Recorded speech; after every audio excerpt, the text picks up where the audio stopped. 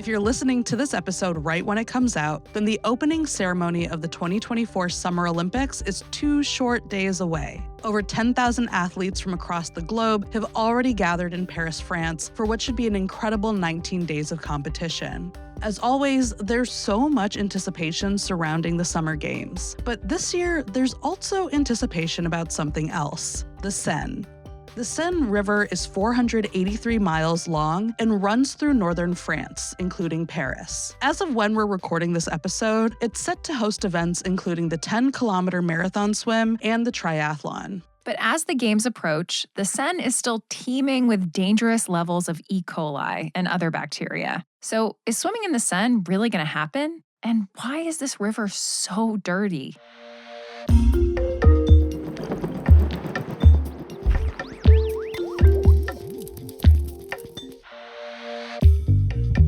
Welcome to Tiny Matters. I'm Sam Jones, and I'm joined by my co-host, Deboki Chakravarti. You probably know the answer to, is swimming in the Seine really going to happen, by the time you listen to this episode. At least I hope so. But the second question, why a river like the Seine is so dirty, is something we're going to explore. And we're going to get into the really interesting history of how people have dealt with sewage, from Mesopotamia times to today, and how the Seine, as well as a river Sam knows well, the Potomac, are trying to clean up their acts. And before we dive in, pun intended, we wanted to give a quick shout out to listener Liz from Somerville, who many months ago suggested an episode about efforts to clean up the Seine before the Olympics. Thank you, Liz.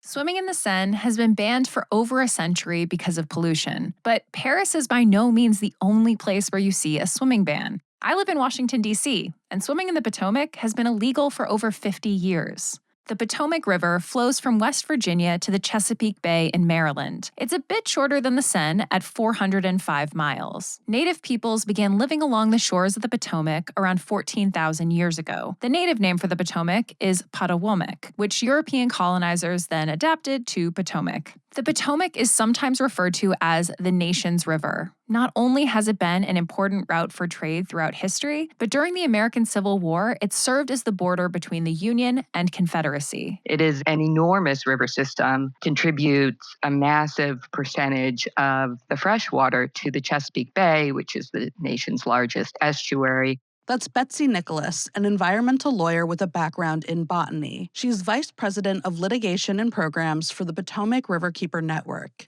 Riverkeepers are people who will continuously survey the waters and keep tabs on river health and any changes, both good and bad. We have 3 riverkeepers: the Upper Potomac, the Main Stem Potomac, and then the Shenandoah Riverkeeper. They're the folks who are on the ground, know the rivers inside and out. I manage the riverkeepers, but it's more that I provide them what they need in order to be the voice for the river and take the action necessary. So whether that's something in the legal realm, in the policy realm, we work together to find those solutions to problems that we discover: pollution issues, water quality concerns, public community concerns about the river or health.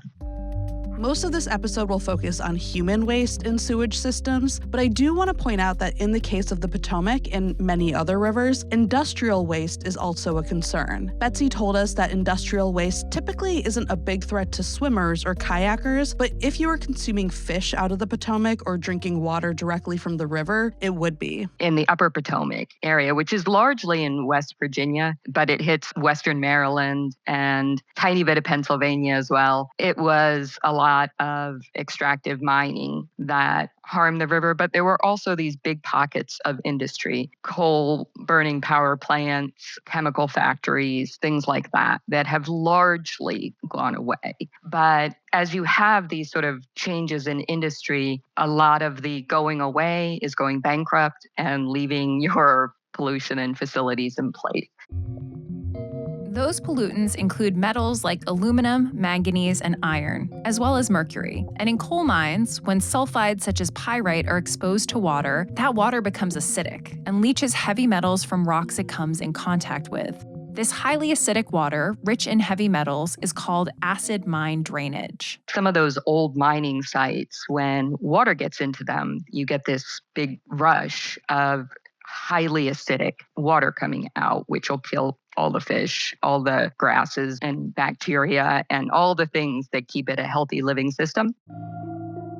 In the case of acid mine drainage, the Potomac Riverkeeper Network is constantly monitoring the pH of water near those sites. And when the pH drops and the water becomes too acidic, the riverkeepers add lime or other alkaline materials to neutralize the acidity. And depending on the site, there are other approaches. You can block wherever the water was getting into the site so it doesn't leak out. So sometimes they're filled with concrete, these old mining sites. For things like PCBs and mercury, a lot of them were in waste pits. So sort of early landfills before there were requirements for things like a lining. So anytime it gets wet, it leaches out into the waterways. Some of those were Superfund remediation projects where they just come in and dig up the contaminated material and put it into a hazardous waste disposal site. So it just really depends on the method of exposure for how that gets in there. Of course, we have our new threats too, unfortunately, like forever chemicals, the PFAS, and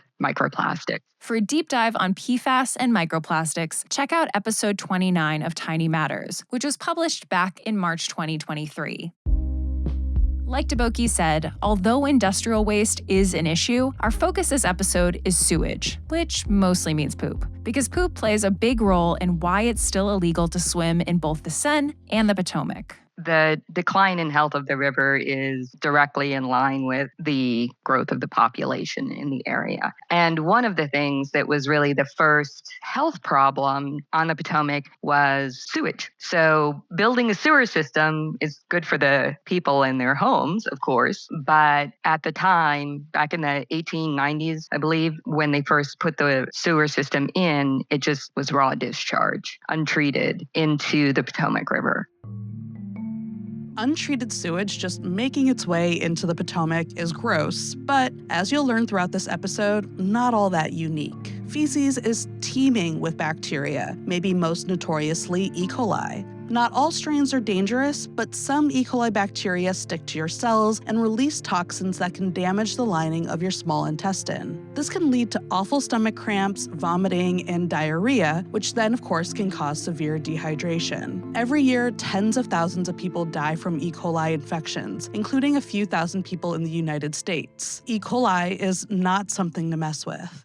There were federal laws starting back in the 1930s dealing with water pollution control that were steps in the right direction. There was also around the 1930s is the Interstate Commission for the Potomac River Basin was formed. So it's a multi-state agency looking to protect the river because of its importance for commerce, public health, all of the different things, wildlife. But this step forward still wasn't enough. Fecal bacteria remained out of control. On August 3, 1971, the District of Columbia's City Council voted to prohibit water contact sports, which include swimming, in district water bodies. This was a time when a mix of sewage and other waste was quite literally piling up in the Potomac. It was more or less a dumping ground, and there are photos to prove it. You see just abandoned cars, piles of waste, black, disgusting things dripping out of pipes. But here's the good news. Over the last 15 years, the health of the Potomac has dramatically improved, and we're going to get into why. But first, let's go back. Way, way back to the beginnings of how humans dealt with our waste. We'll do that with the help of Chelsea Wald, a science and environmental journalist who's the author of Pipe Dreams, the urgent global quest to transform the toilet. In 2013, Chelsea received a couple of assignments that had her take a look at sanitation systems in new ways. While writing those stories, she began interviewing innovators working to transform our sanitation systems, and soon learned that there was a whole lot to fix. That led her to write Pipe Dreams. Chelsea told us that handling waste likely started with some sort of spot outside of a village or camp where people would go to, go. That helped keep the stench and the mess away from everyone. But slowly, things began to advance. One of the earliest finds of a sort of sophisticated system that people had was in the late 4th millennium BCE. So there was a settlement in modern-day Syria, which is ancient Mesopotamia. They had clay pipes there that probably would have carried toilet waste away with rainwater and washing water. But what the archaeologists found was that there doesn't seem to have been much attention paid to where all of that mess from the pipes would have ended up. It would have just pooled where the pipes ended and become like a stinky mess outside of the settlements. So it was something, kind of, but still not great, and absolutely the grounds for a public health issue. In the early 3rd millennium BCE, pit latrines became more common. These are deep holes, kind of like what you see with an outhouse. And these had linings of perforated ceramic rings. The perforated ceramic rings would have allowed the liquid to seep into the soil around, and it would have contained the solids inside. So that's pretty good. But strangely, these were uncommon in the cities where they were found. So it wasn't like a comprehensive system. Everybody had one of these in their homes. It's not really clear why some people had them and some people didn't. But many people might have preferred, say, some pots that they had indoors that they then would have carried outside and dumped somewhere. And one reason people might have preferred that is that pit latrines can stink. Later in the 3rd millennium BCE, in today's Pakistan, archaeologists have uncovered signs of open sewers, channels that would have carried wastewater away to soak pits, that would have allowed water or liquid to slowly soak back into the ground while containing solid waste. But I think when people think of early systems, they think of ancient Rome. Most people might have heard about the sewers of ancient Rome, and still you can see today some of those ancient sewers are still there and still working. One thing that I learned, though, was that I assumed that those were something like our sewers, but there was a big difference, is that archaeologists now believe that those sewers were not really meant for excrement, although there might have been some excrement in there, but they were mostly for draining the city of stormwater. And there's a reason that they were probably not intended for human waste. See, in our toilets today, there's something called a trap, where the pipe leading from the toilet to the sewer has a sharp curve in it. That curve holds water, but also creates a very important barrier between the toilet bowl and the waste pipe. Ancient Roman toilets did not have a trap. It would have just been a direct connection to this underground channel that would have had all kinds of critters in it. It would have had, all sort of insects in there and rodents. And a toilet would have been a doorway to your home for anything that could have been in the sewer. There's even some potentially apocryphal story about a octopus coming from a sewer into somebody's home and eating from their pantry. So the sewer wasn't a place you really wanted connected to your home, but it did serve a purpose for stormwater. So fast forward about 1,000 years to the 16th century in London. Actual sewage systems, still not a thing, but there is someone trying to deal with the stench that comes from pooping in chamber pots. His name was Sir John Harington. He was an inventor and well-connected nobleman, and he noticed that his house and the houses of his friends stunk. He came up with the idea for a toilet that used water to stop this stench. And the way it worked was that there was a cistern filled with water that would then fill up an oval bowl, just like our toilet bowl. And then you'd unscrew an opening in the bottom of the bowl to empty it. And then the bowl would fill up with clean water. And that clean water would form a seal to prevent odors from coming back up through the opening into the house. Harrington even installed one of these into one of the houses of his godmother, who just happened to be Queen Elizabeth I.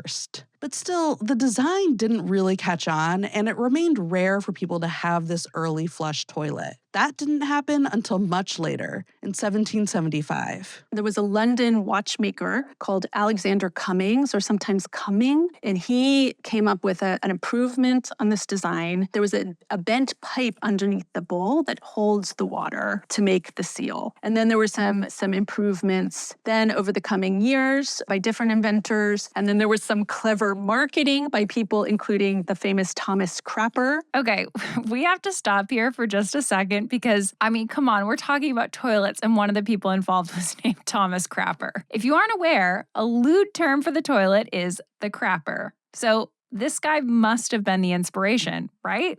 Well, yes and no. The word crap being used for poop actually existed before Thomas Crapper, but he did become a sanitary engineer and ultimately created Thomas Crapper & Co. in 1861. This is a fun example of nominative determinism, where people pursue interests or jobs that relate to their name in some way. But there's also, I guess you could say, a legend that in World War I, American soldiers in the UK would have seen his name, Crapper, on toilets, thought it was funny, and brought it back to the US as a replacement for the word toilet. Okay, so we did get a bit off topic there, but I love a fun tangent.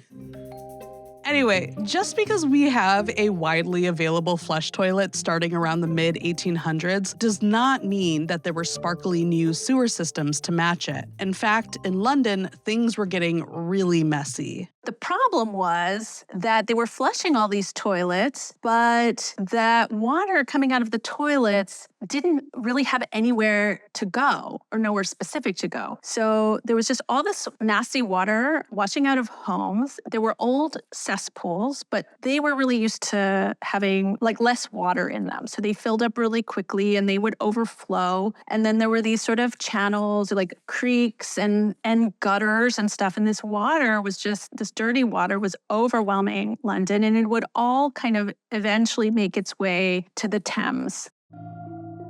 And this wasn't just gross, it was dangerous. Dirty, bacteria-infected feces water was causing cholera and typhoid outbreaks throughout the city. In 1858, things got really bad. In July and August, hot weather exacerbated the smells of excrement on the banks of the River Thames. People referred to it as the Great Stink.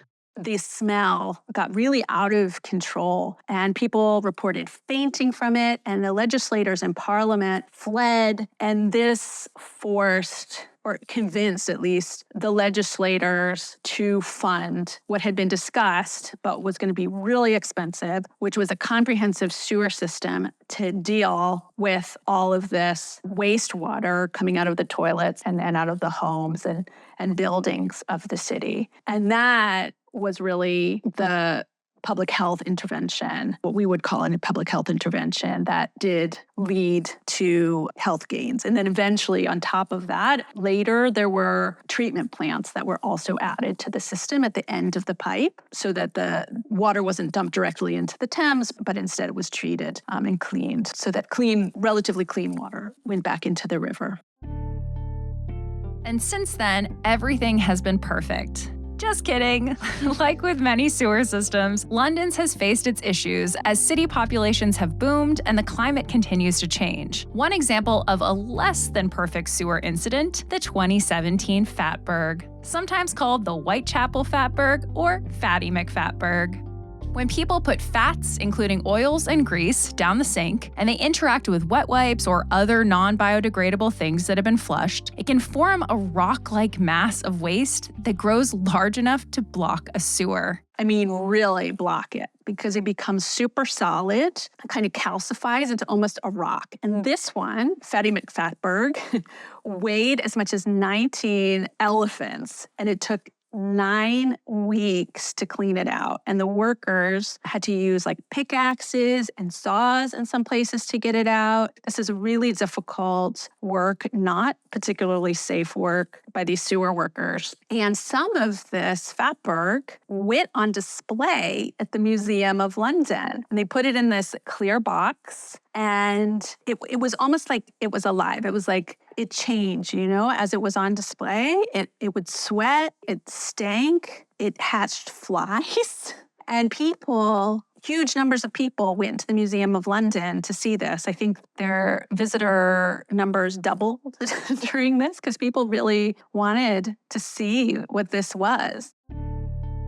In addition to its gross entertainment value, Chelsea told us that Fatty McFatberg did raise some sewer awareness among the public to not put grease or oils down the drain and never flush baby wipes or anything other than toilet paper. And depending on the sewer system, you might not even flush toilet paper. A lot of Chelsea's book focuses on London, but she told us that Paris's sanitation system had a similar trajectory. Before the mid-1800s, when Paris invested in a large sewer system, most of the excrement in the city was collected by night soil men and taken to farmers or to dumps. Night soil was another term for human excrement. And there was a very popular idealistic debate, high-level sort of philosophical conversation about the value of human excreta, in particular the idea that it's very valuable, that it is a monetary value. And if you read the unabridged version of Victor Hugo's Les Miserables, he spent a lot of time talking about this and about the sewers there. So there was a lot of interest in this topic, but they didn't really go that route of circularity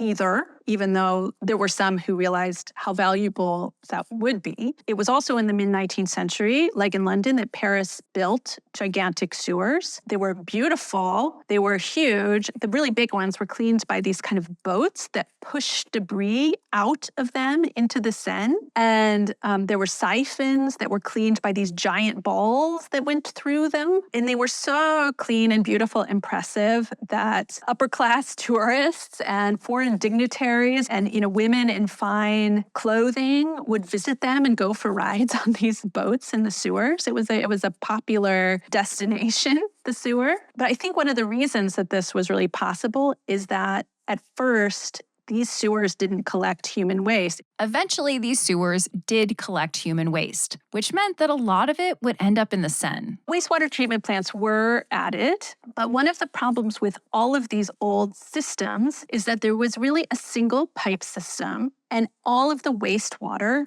would go to the same pipe. And that also included stormwater.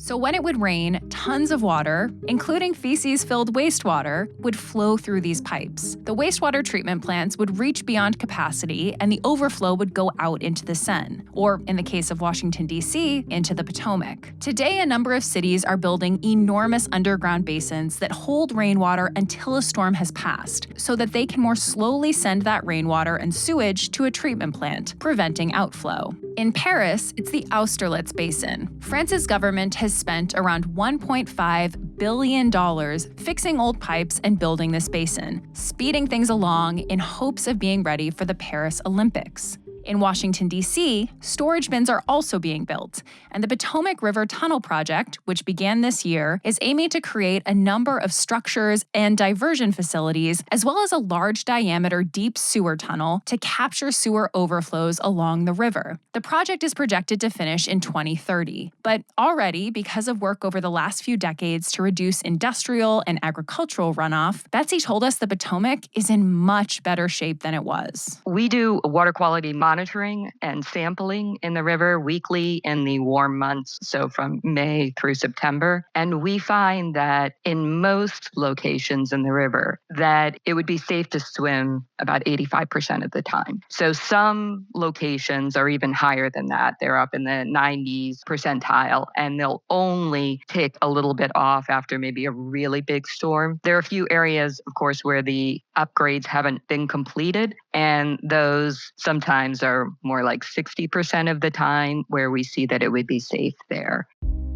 For the rare special swimming event, the District Department of Energy and the Environment may grant an exception to the swimming prohibition in the Potomac, but the event organizer must of course show that the bacteria and other pollutant levels are within water quality standards. Although these are some big, exciting steps forward for the Potomac as well as the Seine, as cities grow and our climate continues to change, it might mean digging bigger and bigger underground basins or larger treatment plants. And even that might not be enough. So there are people out there looking for other solutions to make our sewage systems less wasteful and more circular, saving energy and protecting our health and the health of the environment.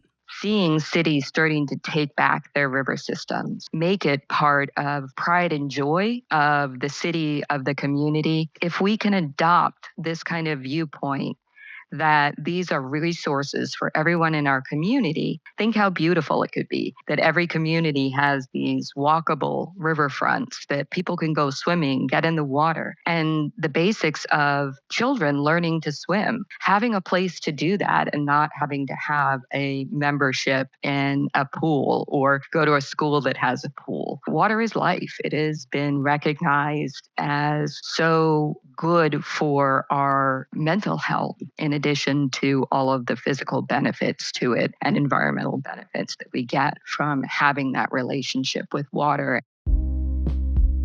I really look forward to a day where we can hang out in the Potomac. There are these incredible photos from the 1920s of people in their bathing suits, lounging in the river, the Washington Monument in the near distance. I mean, how nice would that be?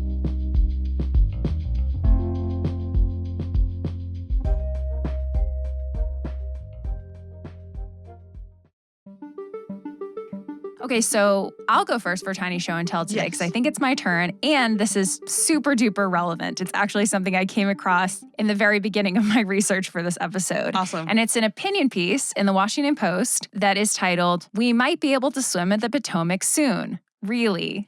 And then the subtitle is, "DC's rivers are not perfect, but they become much cleaner and safer in recent years." This opinion piece was written by Anna Little Sanya. Anna Little Sanya is a marathon swimmer who lives in DC. And so I just thought that this was really cool because it's a first-person perspective on the hope of swimming in the Potomac. She has this line where she says, "Whenever I walk along the Potomac and Anacostia waterfronts, I picture myself floating out there on the water, taking in the city lights. As summer begins, the dream gets stronger, but also broader." She includes some historical stuff, some of the things that we talked about in the episode, but then really talking about her experience as a distance swimmer, her enthusiasm for making this reality, her kind of argument that it should be very soon, or in some areas it should already be legal. You know, like Betsy mentioned, there are places that have really good health grades in the Potomac. So it's tricky, right? Rain can affect things, of course. Like there are changes in bacteria levels that are somewhat unpredictable at times, but a lot of it is more predictable now. And so there's graphs in there. You know, she's really going for it. Included some historical photos. So this is more, I guess, a suggestion. You know, I'll link to it in the episode description, but I thought it was just the perfect op-ed to highlight. Yeah. Like, so I assume you've never swum in the Potomac. I have not. I've gone out on the Potomac. I went out sailing at one point. I've gone out on a couple of boats, of course, walked along the Potomac, but I've never swum in it. Yeah. There have been a couple open water events, like one of those, you know, special events since I moved to DC. I was a little hesitant, but I don't know, like doing research for this article, reading this op-ed, like I'm less hesitant than I was before. So who knows, if there's an event in the future, it's very possible that I'll get out there. Yeah, I mean, it's interesting because like I've lived in cities and now I live in a more rural-ish area where there are rivers that people do just swim in, but it's very different, just the interaction of the area with the river compared to like when I lived in Boston, where like the idea of swimming in the Charles is like gross. I actually grew up on a river, which I guess is an important detail. It's obviously so much smaller than Potomac. And there were a lot of issues, like with most rivers, like there were a lot of issues with its health, but it improved a ton. And especially, you know, when I was a kid, my dad was actually the director of the watershed. Cool. So I knew a lot about the river, spent a lot of time on the river, and have swum in it many times. So there's something really cool about having a river. Growing up, I literally had it in my backyard, but like having a river in your metaphorical backyard that you can just hop into, walk around, wade into on a hot day. Just, I'm really hopeful. We'll see. Cool. Well, my tiny show and tell for today is an article in Nature that is based on a preprint. The title of the article is "Western Scientists More Likely to Get Rejected Papers Published and Do It Faster." But again, just note that this is all based on a preprint. So this is like a meta kind of article about scientific publishing that is also still going to have to go through the review process. So this paper is looking at what happens during the scientific publishing process, and particularly like when a scientist submits a paper to a journal, there's a whole process that happens from there. Like the editor will take a look at it, decide if they're going to send it to reviewers. Reviewers, who are people usually in the field, are going to then look at the paper and decide whether or not they think it's good, whether they think it should be accepted into the journal. They'll give feedback about what they like or don't like about the paper and that kind of thing. And so at that point, Sam, you and I, we both probably experienced sometimes things get rejected, sometimes things get accepted. But if your paper gets rejected, it's not the end of the world. You can just resubmit it to other journals. And so this paper is looking at what happens when people resubmit their rejected rejected papers to other journals, and more specifically, whether or not the country that the corresponding author in the paper is from correlates to the outcome of the resubmission process. So they focused on 203,000 manuscripts that were submitted between 2018 and 2022, and 62% of those were rejected. And the researchers found that scientists based in Western countries were around 5.7% more likely to eventually get their paper accepted and published somewhere compared to people based in other parts of the world, and they were also able to do this faster. So it's not like something where they could really attribute it to a specific reason for why this might be happening, but there are a few possible things. One might just be that, like, if you are from the same country as the journals that you're trying to publish in, you might have some kind of advantage in the sort of like procedural knowledge of how to deal with the bad reviews and how to like kind of improve upon them, and also how to navigate that resubmission process. Another potential aspect is also like familiarity with English and whether or not that affects the likelihood of a paper being accepted. And I think it would be interesting to see if it's something that points to something that we should improve on in the publication process, because is this creating like a bias towards particular universities or that kind of thing? Yeah. I feel like those questions are always important to keep track of in publication. Yeah, absolutely. It's not surprising to me, but with things like this, it's important to actually have data. Without the data, it's like, do we know that for sure? But it appears we do. I mean, granted, if this goes through peer review and doesn't get rejected. They're like, sorry, we're rejecting your paper on rejections. Yeah. The authors like acknowledged that in this article too. They were like talking about the weirdness of going through the process of submitting this paper. About submitting papers. Yeah.